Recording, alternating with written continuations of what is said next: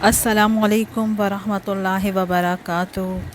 دوستوں، دعا کرتی ہوں آپ جہاں ہوں گے خیریت سے ہوں گے۔ رزق حلال کے لیے دعا۔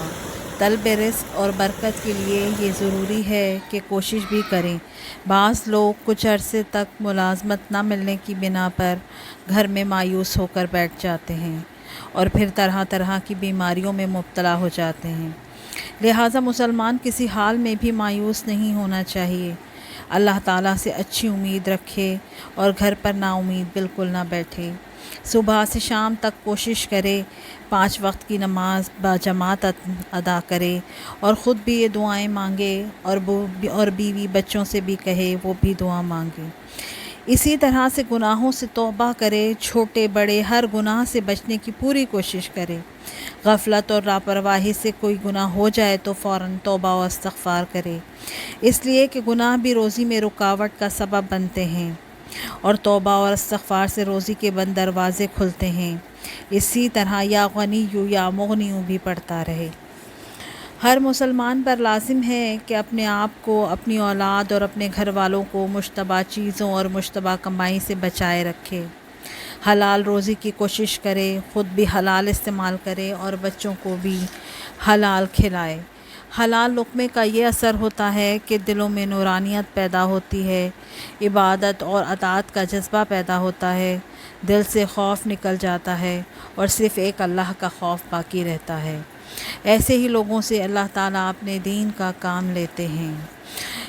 مولانا شاہ عبد الغنی پالم پوری رحمۃ اللہ تعالیٰ نے فرمایا کہ حضرت حاجی امداد اللہ رحمۃ اللہ تعالیٰ سے منقول ہے کہ جو شخص صبح کو 70 مرتبہ پابندی سے یہ آیت پڑھے گا اور رزق کی تنگی سے محفوظ رہے گا، اور فرمایا کہ یہ بہت مجرب عمل ہے۔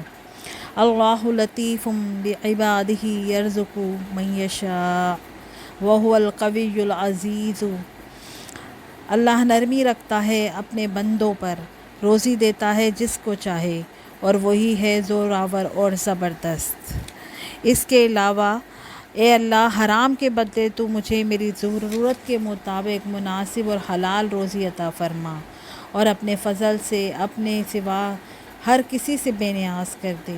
یہ بہت ہی پیاری دعا ہے۔ حلال اور کشادہ روزی کے لیے 70 مرتبہ شروع اور آخر میں 10 مرتبہ درود شریف پڑھ کر مانگنا بہت ہی مفید ہے۔ اس کے ساتھ آپ یہ والی دعا بھی پڑھیں، اللہم اکفنی بحلالک عن حرامک واغننی بفضلک عمن سواک۔ بے شک اللہ آپ کو رزق حلال عطا کرے گا۔ صبح اور شام 70 مرتبہ پڑھنے سے اللہ غیب سے آپ کی مدد فرمائے گا۔ آمین ثم آمین۔